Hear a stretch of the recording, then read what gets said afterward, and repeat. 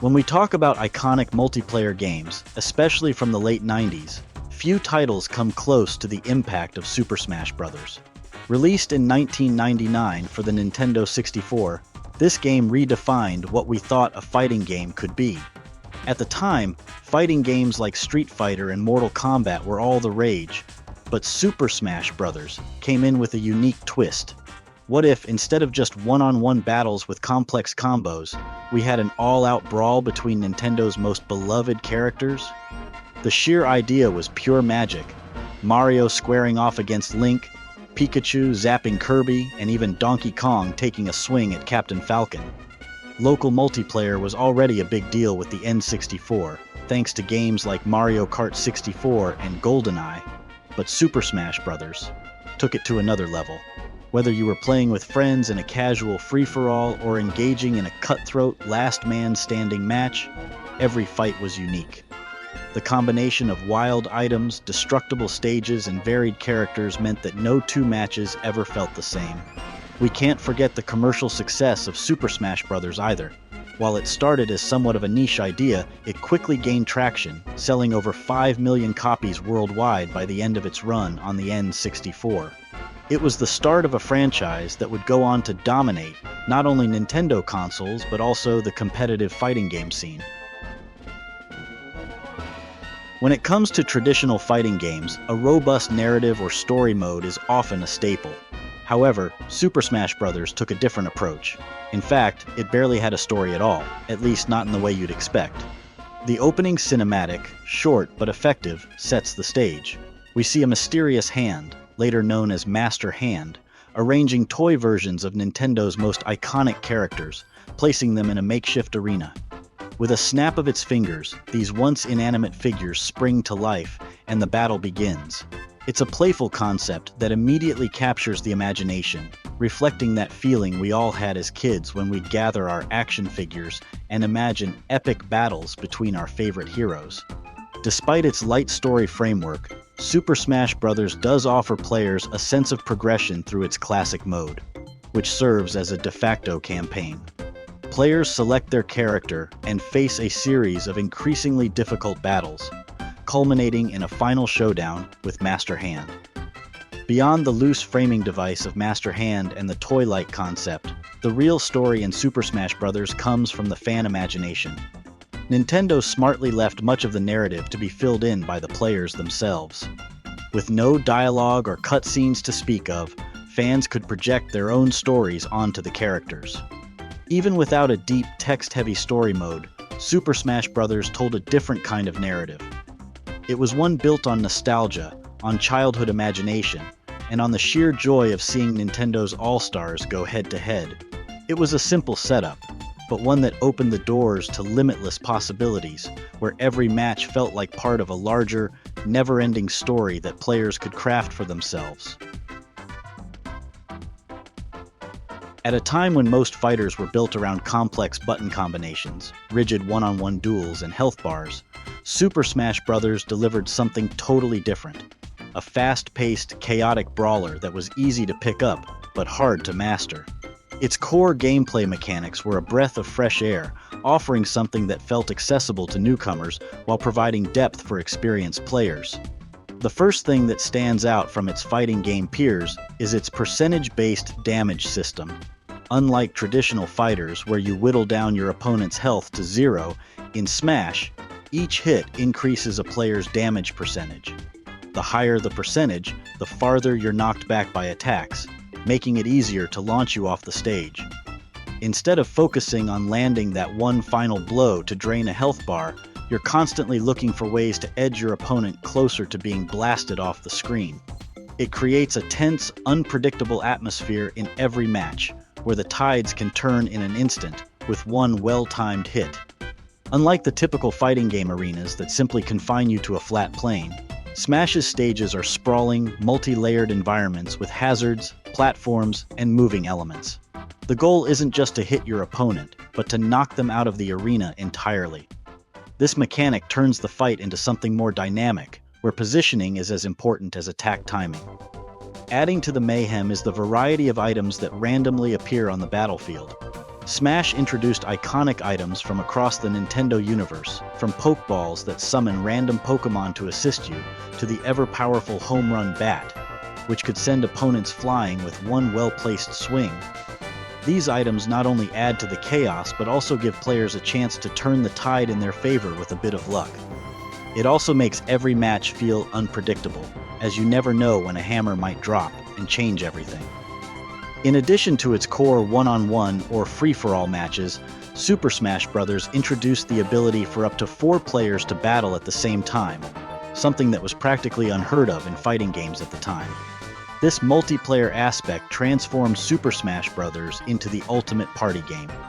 The gameplay of Super Smash Bros. Was a revolutionary mix of accessibility, chaos, and strategy.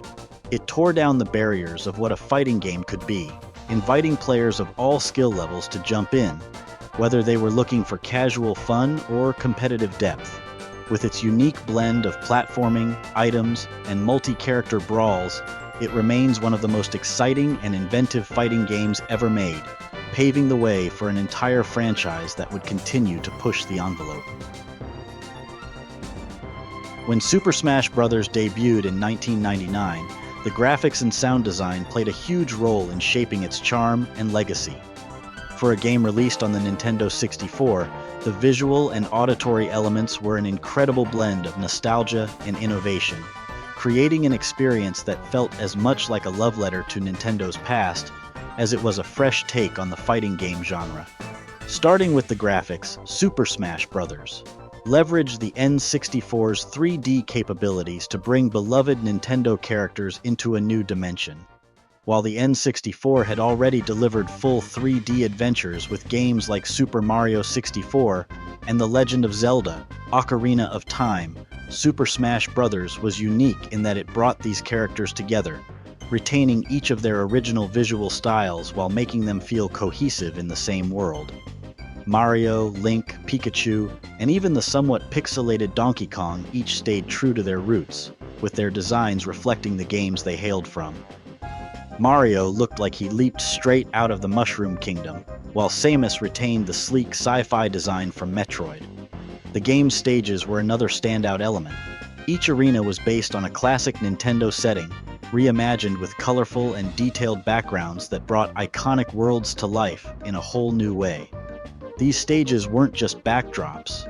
They were interactive playgrounds where platforming and environmental hazards added to the challenge. Now, moving on to sound design, this is where Super Smash Bros. Truly shines in evoking nostalgia. Every match was accompanied by remixes of classic Nintendo tunes, ensuring that longtime fans were not just watching their favorite characters, but hearing the music that defined their adventures. Songs like the Super Mario theme, the triumphant melodies of Hyrule, and the haunting, futuristic soundscapes of Metroid played throughout the game's stages, instantly triggering memories for players. The music wasn't just a backdrop, it was part of the experience, transporting players into these legendary worlds with every fight. But it wasn't just the music that stood out. The game's sound effects were iconic as well. The familiar chime of collecting a coin when Mario jumped, the electrical buzz of Pikachu's Thunderjolt, and the metallic clank of Link's sword strikes all added to the immersion. One of the most memorable sound elements, however, was the announcer's voice. That booming, energetic delivery of lines became an unforgettable part of the game's identity. The voiceover added a layer of excitement and intensity, almost like the game was presenting itself as a serious tournament, despite the inherent silliness of the matchups. It helped to create a fun, competitive atmosphere that players still remember fondly to this day. Visually and sonically, Super Smash Bros. Was a triumph of design. While the graphics, by today's standards, may seem simple and blocky, they were more than enough to bring the colorful worlds and characters to life in a way that was both familiar and exciting. When Super Smash Bros. Launched in 1999, few could have predicted just how significant its impact on the gaming world would be. First, let's talk about its influence on Nintendo's brand identity. Before Super Smash Bros., there wasn't really a game that celebrated the entirety of Nintendo's history in such a cohesive and entertaining way.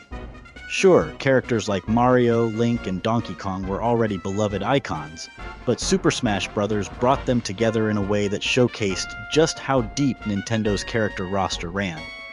As Super Smash Bros. Grew into a franchise, each new installment carried the weight of expectation, and yet, the games managed to exceed fan hopes repeatedly. The series' growing character roster became a key part of its allure. Over time, the roster expanded beyond just Nintendo characters, adding iconic third-party figures like Solid Snake, Sonic the Hedgehog, Mega Man, and Ryu. This not only made Super Smash Bros. The ultimate Nintendo crossover, but also a celebration of video game history as a whole. Beyond its immediate influence on fighting games, Super Smash Bros. Has had a long-lasting impact on the way people view multiplayer gaming. Its four-player chaos and party game sensibilities set the stage for many other games to prioritize local multiplayer as a key feature. It helped to push the idea that multiplayer gaming didn't have to be limited to just intense one-on-one matchups. It's impossible to talk about the legacy of Smash without mentioning the profound influence of its creator, Masahiro Sakurai. Sakurai's dedication to the series is legendary, with his meticulous attention to detail and his commitment to delivering a product that appeals to all players, whether competitive or casual, being a key reason the series has remained so beloved. His vision for a game that celebrates not just Nintendo's past but the entire medium of gaming has helped turn Smash into something far greater than just a fighting game. In summary, Super Smash Bros. Redefined what a fighting game could be, evolving from a quirky N64 experiment to one of the most successful and influential franchises in gaming history. Its legacy is felt not only in its own series but across the entire gaming industry, from competitive esports to crossover culture. It stands as a testament to Nintendo's ability to blend fun, nostalgia, and innovation into something that has stood the test of time and shows no signs of stopping.